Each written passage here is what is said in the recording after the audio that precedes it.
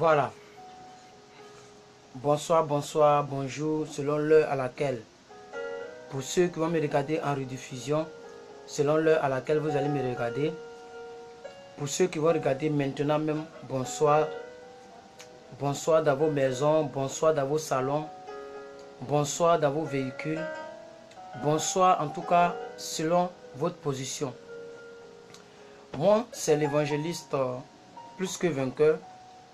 Je suis là pour vous apporter une parole, une pensée, pour vous encourager encore, une parole d'espoir cette fois-ci, mais aussi qui engage aussi votre responsabilité. Parce que beaucoup de personnes pensent que la vie chrétienne, c'est une vie de facilité. Non, c'est une vie de responsabilité. Chacun d'entre nous, nous devons tous assumer notre responsabilité. Je suis vraiment content de traiter le thème au dernier moment, parce que vous allez comprendre que dans la vie d'un enfant de Dieu, il y a toujours un dernier moment. Il y a toujours ce que moi j'ai appelé un dernier virage. Ça veut dire, avec ce moment, tu commences à comprendre que tu n'as besoin d'une seule personne, c'est Dieu. Donc, le thème que je vais traiter est vraiment capital, au dernier moment. Amen. Et c'est pourquoi vous allez me permettre, pendant que vous vous connectez, et pendant aussi que, pour ceux qui le veulent, vous partagez, je vais prier le Seigneur de mon côté. Père éternel, Dieu de gloire, je voudrais te rendre toute la gloire, te prier, te remercier, te glorifier. Seigneur, prends le contrôle de ce moment. Je prie que tu inspires les paroles de ma bouche et les pensées de mon cœur. Bénis toutes les personnes qui vont nous suivre dans cette vidéo. Viens prendre la première place. Inspire-moi, Seigneur. Utilise-moi, Seigneur Dieu de gloire, pour apporter la vie dans des cœurs. Au nom suprême de Jésus que j'ai prié. Amen. Merci à Maman Shaina qui a partagé la vidéo. Que Dieu vous bénisse. Merci à vous tous qui êtes connectés. Notre texte de base est tiré dans le livre de Marc 4, verset 39. Marc chapitre 4, verset 39. Le livre de Marc chapitre 4, verset 39.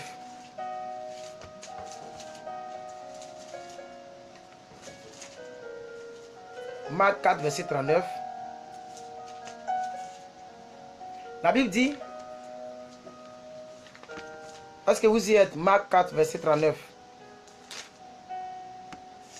Vous y êtes? Nous lisons la parole de Dieu.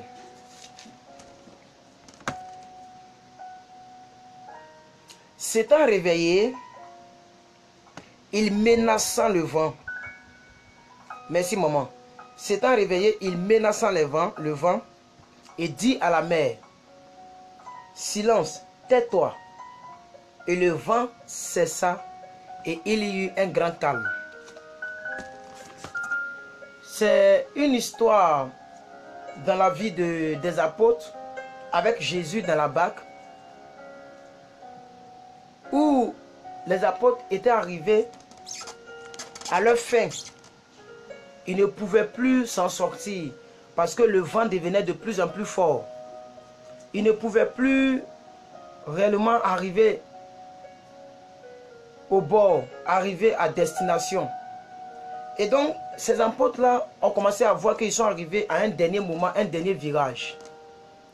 Et ils ont fait appel à Jésus.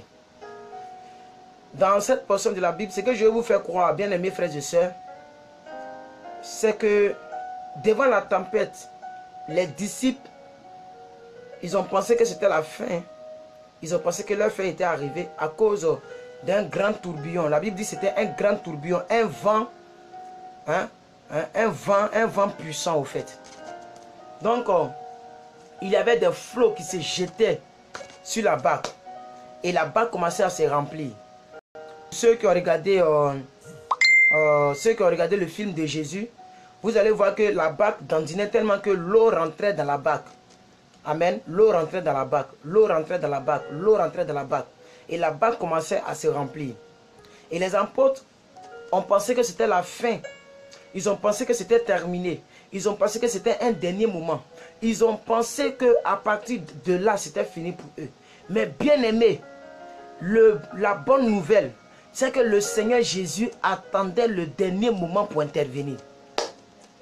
Jésus dormait certes, mais il est omniscient, omnipotent, omniprésent. Jésus connaît toutes choses avant le commencement et avant la fin. Jésus, aujourd'hui, souvent, il attend le dernier moment de ta vie pour intervenir. C'est pourquoi je voudrais te dire, bien-aimés frères et sœurs, il faut que tu puisses être fort, il faut que tu puisses être forte dans cette vie dans laquelle tu t'es donné, la vie chrétienne. Parce que souvent, Dieu attend le dernier moment pour intervenir dans ta vie. Pourquoi les apôtres n'ont pas réveillé Jésus au début? Ils ont réveillé Jésus lorsque maintenant ils voyaient la mort venir, parce que Dieu ne fait que intervenir au dernier moment. Nous adorons un Dieu qui ne se précipite pas pour sauver ses enfants, parce qu'il faut que tu arrives au bout de tes efforts pour que lui il rentre maintenant en jeu pour te démontrer qu'il est Dieu. Ainsi, le Christ les laissa, bien-aimés, à ce que leurs propres forces soient épuisées, à ce qu'ils atteignent leurs limites. Et le Sauveur se leva pour agir en dernier. Je veux te dire, nous adorons un Dieu du dernier moment. Peut-être que cette année, c'est ta dernière année. Tu as tout essayé. Tu as essayé les marabouts, tu as essayé les bishops, tu as essayé les prophètes des nations. Des gens même ne font que se promener de direct à direct. On ne sait. Je veux t'encourager à essayer aussi Dieu au dernier moment. Je vais vous encore lire, je vais vous rappeler une... Non, on ne va pas lire cette histoire. Je vais vous rappeler une histoire ici. La Bible dit qu'il y avait un homme qui s'appelait Job, n'est-ce pas? Il était intègre, il craignait Dieu, il se détournait du mal. Et Satan est venu attaquer Job qui n'a rien fait d'ailleurs. Satan est venu l'attaquer, sous l'ordre de Dieu d'ailleurs. Et ça n'allait plus ce Job. À tel enseigne qu'il s'est rasé, il s'est jeté par terre. Il avait des plaies sur sa peau. Des plaies sur sa peau. C'était difficile pour Job. Et ce qui m'a plu dans l'histoire de ce monsieur, c'est que sa femme a dit à son mari, maudit Dieu et meurt. Ainsi moi je vais aller me marier. C'est ce que ça veut dire. Parce que s'il est mort, elle est libre. Et Job a dit non. Je sais que mon Rédempteur est vivant. Oh, alléluia, alléluia. Oh, rasata. Job dit, je sais que mon Rédempteur est vivant, mais il s'élèvera en dernier. Nous adorons un Dieu qui s'élève en dernière position pour démontrer qu'il est Dieu. Il te laisse faire tes acrobaties. C'est pourquoi depuis que tu ne fais que te promener de marabout en marabout, homme de Dieu en homme de Dieu, ta vie n'a pas encore changé parce que tu n'as pas encore donné le flambeau à celui-là même qui va achever la course à ta place. Bien aimé, il y a un jeu qu'on appelle la course de relais. Quand le premier prend la baguette, il doit courir pour donner au deuxième, courir pour donner au troisième. Le dernier qui est derrière, il n'est pas pressé parce que c'est lui qui doit courir en dernière position pour aller marquer dans le but. C'est pourquoi, quand vous connaissez le rugby, on ne fait que donner la balle pour que l'autre court. Quand l'autre court, l'autre reste dernier, après on donne à l'autre. Bien aimé, c'est la dernière personne à prendre la balle qui ne fait que marquer la balle dans le but. C'est même chose comme le football. Depuis la défense, on prend la balle, on prend la balle. L'attaquant il est au fond là-bas, il ne quitte pas là-bas pour venir. As-tu déjà vu un attaquant qui va à la défense? Non, il est à l'attaque là-bas, il attend le ballon. C'est vrai qu'il va recevoir le ballon à dernière position, mais c'est lui qui va marquer pour qualifier ton équipe. Je suis venu te dire, tu as essayé les marabouts, tu as essayé les féticheurs, tu as essayé les pasteurs, les bishops interplanétaires. Bien aimés frères et sœurs, il faut faire la passe à Dieu. Au dernier moment, c'est Dieu qui peut te donner la véritable solution. C'est pourquoi Job ne s'est pas laissé traumatiser. Il dit, mais je sais que mon Rédempteur est vivant, mais il s'élèvera en dernier. Job dit, il s'élèvera en dernier. Il dit, il s'élèvera en dernier. Je sais qu'il ne fait qu'attendre. Bien aimés frères et sœurs, Je suis en train de vous expliquer quelque chose ici. On a lu l'histoire de Marc 4 au verset 39. Nous avons lu que le vent a commencé à souffler. Les apôtres étaient découragés, déboussolés. Mais c'est au dernier moment que le Fils de l'homme est rentré en jeu.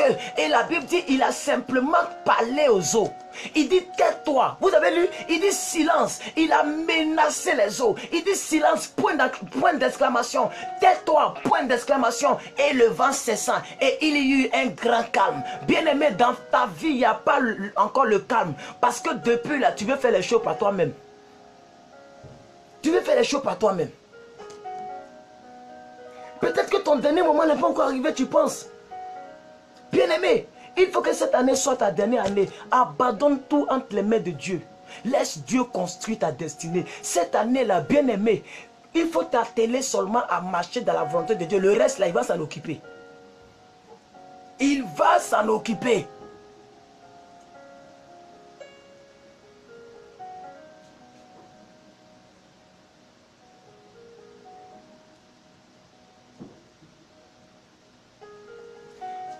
On va lire une portion de la Bible aujourd'hui.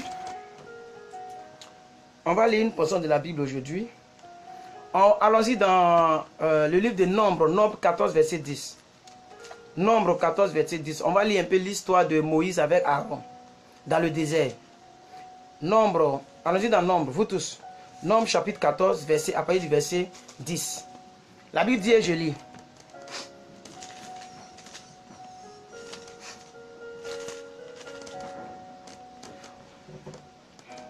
Toute l'assemblée parlait et les lapidait, jusqu'à la gloire de Dieu apparut sur la tente d'assignation, devant tous les enfants d'Israël.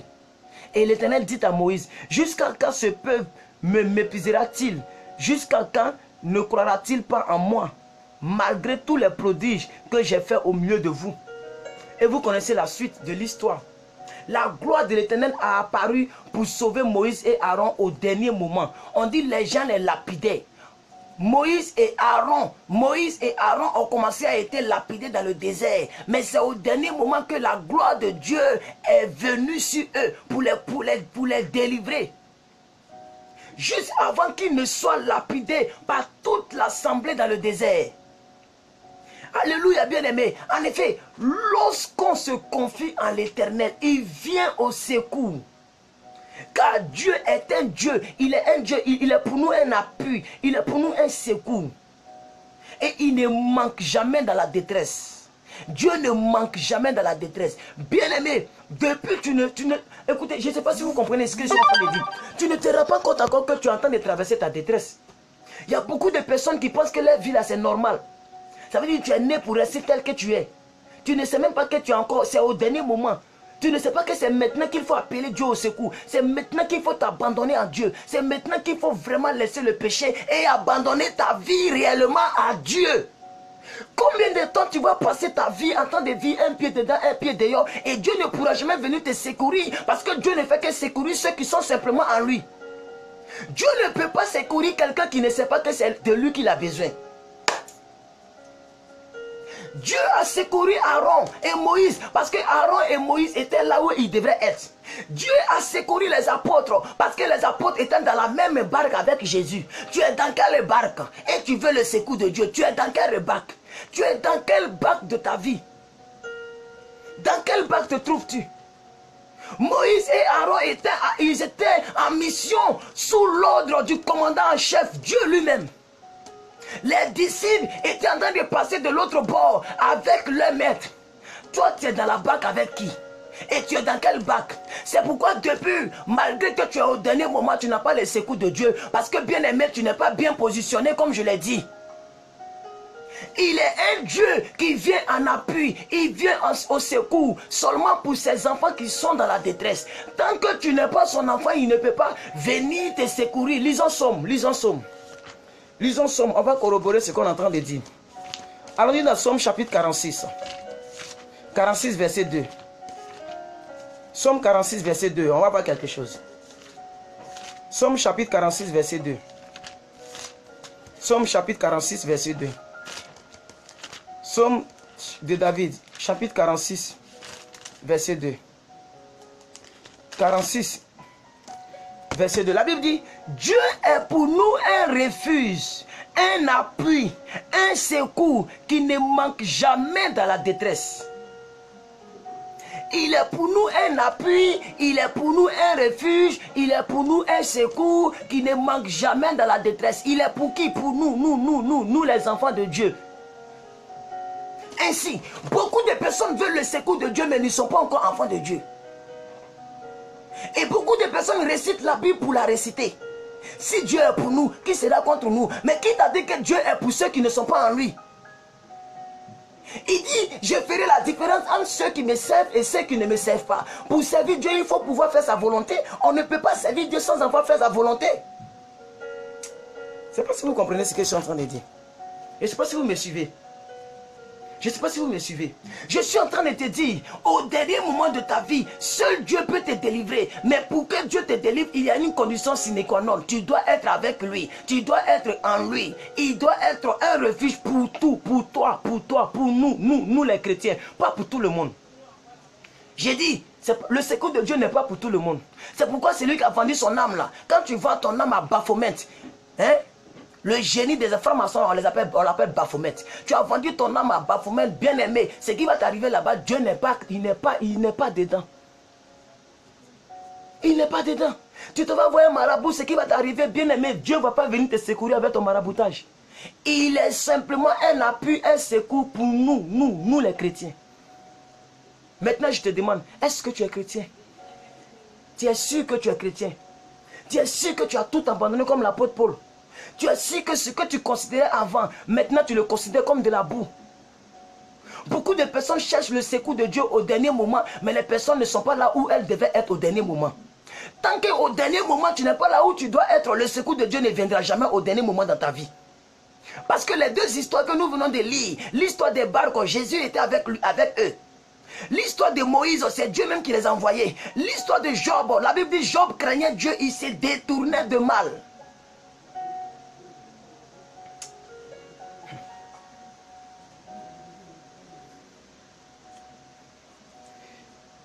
Ah, Seigneur Jésus. Je voudrais traiter une petite parole ce soir. Et cette petite parole, je pense qu'elle va vous aider. Hein. Je pense qu'elle va vous aider parce que ça ne sert à rien de... Vous voyez, ça ne sert à rien de venir à l'église, écouter les prédications, payer ta dîme, si le secours de Dieu ne sera pas efficace dans ta vie. Je ne sais pas si vous comprenez.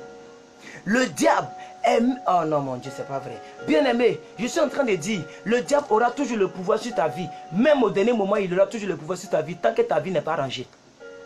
Ce n'est pas parce que Dieu ne peut rien faire dans ta vie, c'est parce que toi, tu n'es pas là où tu dois être.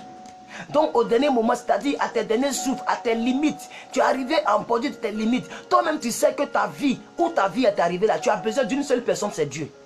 Tu sais que actuellement où tu es arrivé là, un marabout ne peut plus rien faire pour toi. Tu sais qu'un féticheur ne peut plus rien faire pour toi. La seule personne qui est capable d'apporter la vie que tu as toujours rêvé, c'est Dieu. Et pour que le secours de Dieu vienne dans ta vie, il faut que tu sois positionné quelque part.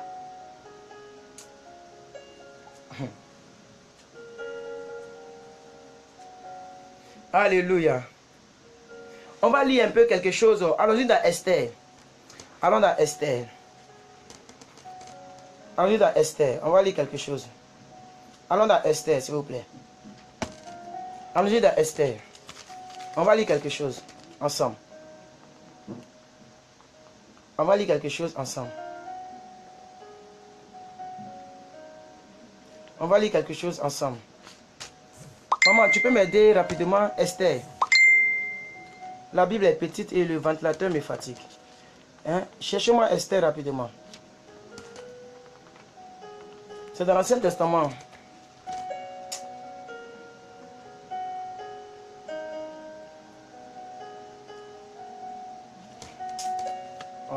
Esdras. Attends, je vais voir Esther. Oh, Seigneur Jésus. 523.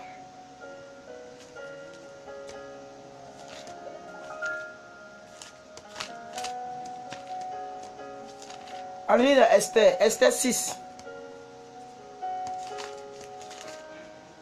Esther 6, 1 à 2. Esther 6, 1 en 2. La Bible dit, cette nuit, le roi ne put pas dormir et se fit apporter les livres des annales, les chroniques. C'est ça, non? Les chroniques, oui. On les lut devant lui. Et l'on trouva écrit ce que Mardochée avait révélé au sujet de Beth-Gan, de Bigdan et de Teresh, les deux eunuques du roi, gardes du seuil, qui avaient voulu porter la main sur le roi Assyrus. Bien aimés frères et sœurs, je voudrais vous relater un peu cette histoire, parce que le problème c'est que ça nous retarde, puisque beaucoup de personnes ne lisent pas les Écritures. Alléluia. Vous devez comprendre que la veille de la pendaison, vous devez comprendre que Mardochée a été, devrait être pendu par Esther. Amen. Et il y a des mauvais conseils qui sont venus auprès de sa femme. Vous pouvez lire cela. Et ses amis, le roi n'a pas pu dormir. C'est-à-dire, Mardochée devait être pendu par Aman. Vous devez lire cette histoire pour comprendre. Amen. Il devait être pendu par Aman. La veille, à la veille, Mardochée n'avait rien fait. Je vous invite à lire toute l'histoire, vous allez comprendre. Parce que là, on n'a pas vraiment le temps. Le temps file avec nous, bien aimé. Mais Mardochée n'avait rien fait. Aman voulait prendre le monsieur. Et ils ont dit que c'est la veille, c'est-à-dire demain. Et la nuit à la veille, le roi n'a pas pu dormir. Il n'a pas pu dormir, bien aimé. Ils ont envoyé les livres, les annales, les chroniques. Ils ont lu devant le roi. Et le roi maintenant a compris que Mardochée avait sauvé la vie de Assyrus.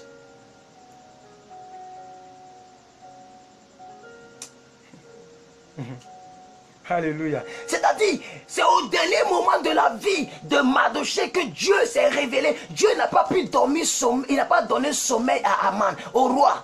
Parce que Aman voulait qu'on prenne Mardochée. Mais Mardochée avait raison. Mais c'est au dernier moment, à la veille. Je suis en train de dire que quand tu es dans la volonté de Dieu, Dieu va venir te secourir au dernier moment.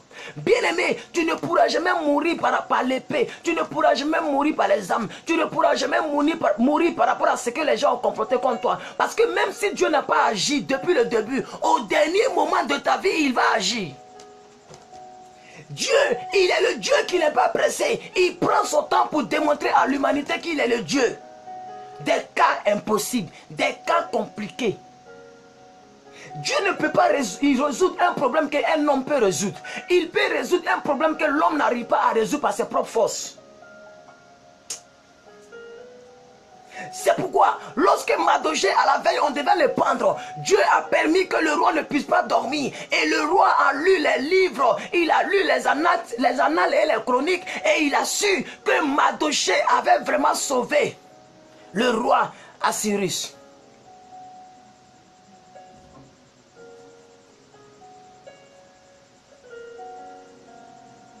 Donc cette histoire est une illustration de l'intervention du Tout-Puissant au dernier jour, au dernier moment, en faveur de celui qui le craint. Vous devez les retenir, c'est en faveur de celui qui le craint. Écoutez-moi, je vais vous donner deux aspects dans cette parole. Le premier aspect, c'est que Dieu intervient au dernier moment, mais il n'intervient pas dans la vie de tout le monde. Il intervient dans la vie des personnes au dernier moment, mais des personnes qui le craignent. C'est pourquoi depuis que tu as 40 ans, 50 ans, toi-même tu sais que normalement, Dieu doit intervenir dans ta vie. Mais tant que tu n'es pas dans sa volonté, il ne peut pas intervenir. La Bible dit à Ésaïe 59 que non, la main de Dieu n'est pas trop courte pour nous sauver, ni ses oreilles trop sourdes pour nous entendre. Mais c'est nos crimes qui mettent une barrière entre nous et Dieu. Ça veut dire, lorsque Dieu veut intervenir, il y a un mur qui le sépare de toi. Il ne peut pas. C'est pas qu'il ne veut pas, mais il ne peut pas. Mardochée craignait Dieu. David craignait Dieu. Esther même craignait Dieu. Les apôtres craignaient Dieu.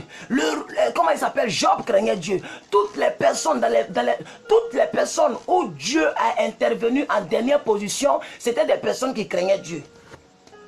C'est pourquoi je vais te dire, si ton dernier moment n'est pas encore venu jusqu'à aujourd'hui, c'est parce que, bien aimé, tu n'es pas bien assis. Tu n'es pas encore bien assis. Et il faut que, en ce temps qui sont les derniers, il faut qu'on vous dise ces choses. Il faut qu'on vous dise ces choses. Vous devez les comprendre. tu veux vraiment les secours de Dieu, mais il faut ranger ta vie. Au moins, tu ranges ta vie et tu attends les secours de Dieu, c'est mieux. Là, au moins, tu peux espérer. Mais tu continues de faire la fornication. Tu continues de voler, de te masturber. Tu continues de parler mal. La Bible dit, ne te presse pas de faire un vœu, surtout à l'éternel, au coin de l'éternel. Mais il y a des gens qui jouent avec la parole de Dieu. Et tu veux que Dieu intervienne dans ta vie au dernier moment. La manière dont tu considères Dieu, c'est comme ça, il va te... Oh. Ne jouons pas avec la vie.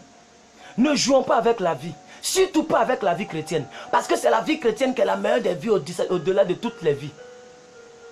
Il est mieux que tu sois païen, païenne, et que tu sois chrétien, que tu joues avec la vie chrétienne. Parce que tu attends de limiter l'action de Dieu au dernier moment. Bien aimé, Dieu peut intervenir au dernier moment de la vie de quelqu'un qui a tué, qui a volé, qui a menti. Mais au dernier moment, la destinée de la personne peut basculer dans l'éternité. La Bible dit que Jésus était à la croix. Au dernier moment, il y a un brigand qui a été sauvé. Parce que le brigand, même à la dernière seconde de sa vie, il a reconnu que Jésus était Dieu. La Bible dit, si tu confesses de ta bouche qu'il est Dieu, que tu crois dans ton cœur qu'il est ressuscité, tu seras sauvé. Ce monsieur à la croix, pendant que l'autre le dit, si tu es fils de Dieu, sauve-toi et sauve-nous. L'autre dit, Seigneur, si tu vas dans ton royaume, oh Seigneur, souviens-toi de moi. Ça veut dire en réalité, il a confessé que Jésus est Seigneur et Sauveur. Oh, alléluia.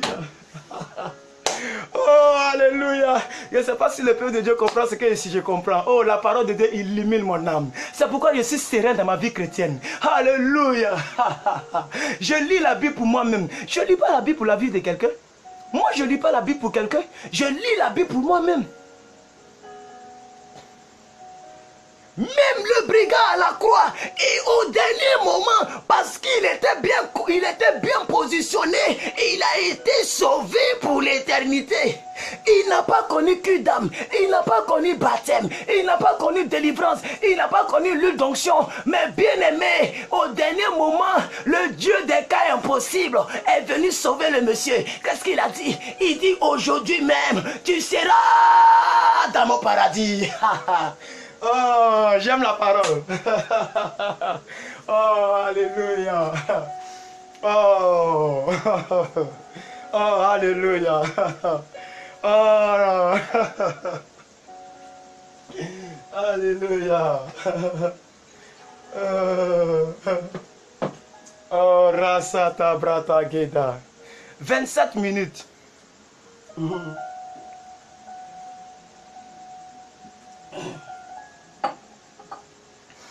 Oh, alléluia. J'aime la parole, bien aimé. C'est clair. C'est clair. Pourquoi Dieu n'a pas sauvé les deux brigands? Et Dieu a sauvé un seul brigand. Parce que le seul brigand, au dernier moment, à quelques secondes de sa mort, il a confessé Jésus-Christ comme Seigneur et Sauveur de sa vie. Et en même temps, au dernier moment de sa vie, Dieu a intervenu dans sa vie.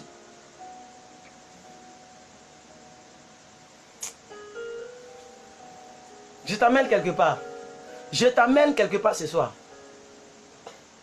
Bien-aimé, même quand Jésus est mort, il est ressuscité. Bien-aimé, la Bible dit qu'il y avait un grand brigand encore.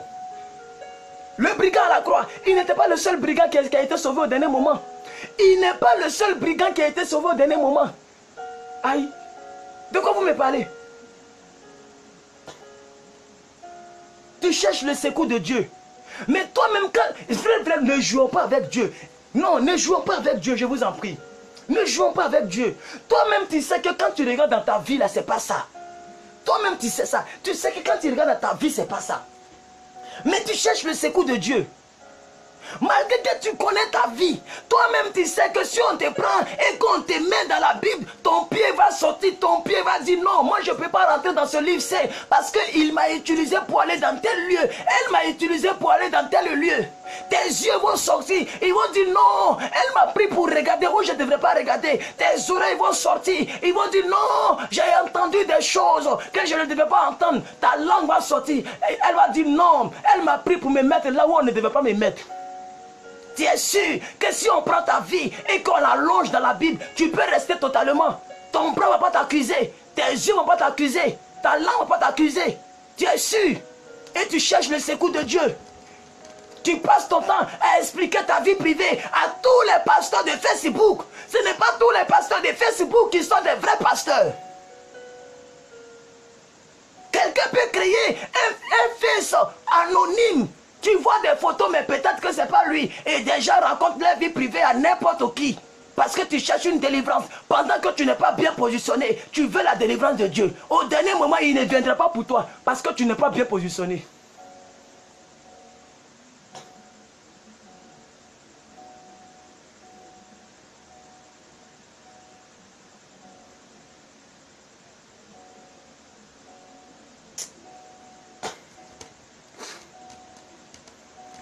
Et vous devez comprendre que la vie chrétienne n'est pas trop difficile. Amen. Il y a beaucoup de choses qu'il faut simplement régler. C'est comme dans l'avion. C'est comme dans l'avion. Le pilote, il y a beaucoup de boutons. Amen. Il faut pouvoir maîtriser tous ces boutons-là pour bien décoller et pour bien atterrir. Sinon, tu risques de faire un crash. C'est pourquoi beaucoup de personnes font des crashs spirituels. Parce que ces personnes, bien aimées frères et sœurs, non seulement vos vies ne sont pas bien positionnées, mais vous voulez l'intervention de Dieu. Ce n'est pas possible. Dieu n'intervient pas vite. Mais même le fait qu'il intervient en dernière position. Il y a une condition. Je ne peux pas prendre mon temps pour vous expliquer toute la Bible. Amen. C'est pourquoi je vais aujourd'hui m'arrêter là. Parce que la pensée que j'avais en tête, je vous l'ai dit. Comptez sur moi pour vous prêcher la véritable parole. Comptez sur moi pour vous apporter la vérité. Parce que l'émission, c'est chaque 19 h. La vérité en direct. Je ne vais plus forcer quelqu'un ni à partager, ni à se connecter. Vous connaissez mon programme. Tu veux vraiment changer de vie, viens te connecter chaque 19 h. Tu veux vraiment changer de vie, viens te connecter. Bien-aimé, le salut est personnel. Je fais ma part. Et toi, tu as aussi ta responsabilité. Et Dieu a sa responsabilité. La vie chrétienne, c'est une vie de la responsabilité. Tu ne peux pas vivre une chrétienté sans responsabilité. C'est pourquoi Jésus a dit que celui qui veut me suivre, qu'il prenne sa croix et qu'il me suive. Tu veux suivre Jésus, mais tu refuses de porter ta croix. Pendant que lui, il a porté sa croix. Pour t'asseoir à la droite du Père, il faut porter aussi ta croix. Tu continues d'aller dans les bars. Tu continues d'aller dans les maquis. Tu continues de faire ce que tu fais, mais tu veux l'intervention de Dieu. Bien aimé, tu es en train de perdre ton temps. Tu es en train de perdre ton temps. Je préfère t'encourager d'aller continue d'aller dans les bars, continue de vivre comme tu vis, trompe les gens, sois avec Marie des gens. Au moins tu sais que tu as profité de ta vie païenne et tu iras en enfer avec félicitations, avec tableau d'honneur. Mais il ne faut pas jouer avec ta vie. Il faut faire un choix. Soit tu es chrétien, soit tu es païen.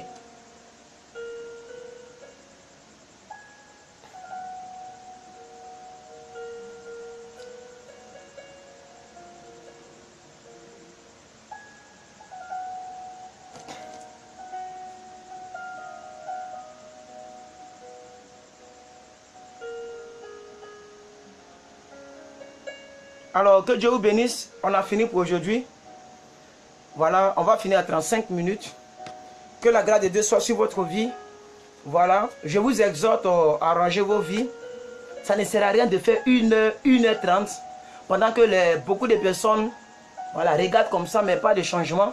Je pense que si vous avez reçu l'idée que je vais transmettre, c'est l'essentiel. Amen.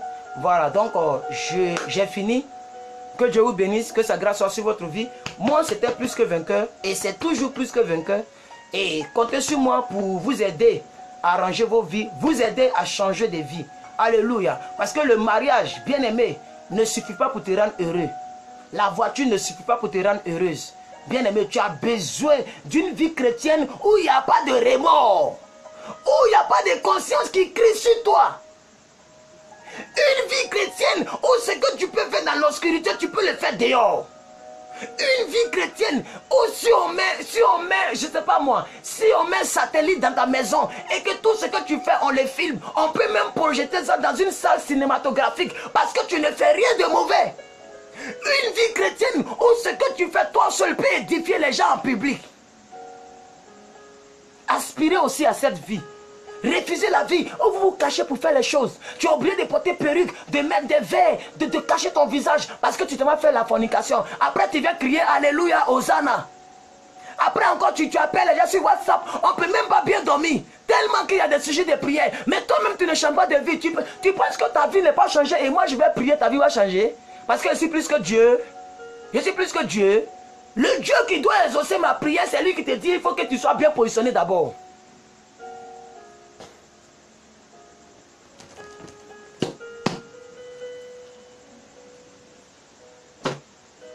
Que Dieu vous bénisse. Que sa grâce soit sur vos vies. Voilà, 35 minutes, plus que vainqueur, le shérif de la vérité. On a demain sous la puissante main du Seigneur Jésus. Changez de vie. Prenez la vie du bon côté. Aspirez aux dons les meilleurs. L'apôtre Paul a dit, hier on a lu, il dit à Timothée, il dit veille sur le don de Dieu à toi. Il dit veille sur ton don. Il dit veille sur toi. Prends soin de toi. Que Dieu vous bénisse. Que sa grâce soit sur votre vie. Au nom puissant de Jésus. Amen. Amen. Amen.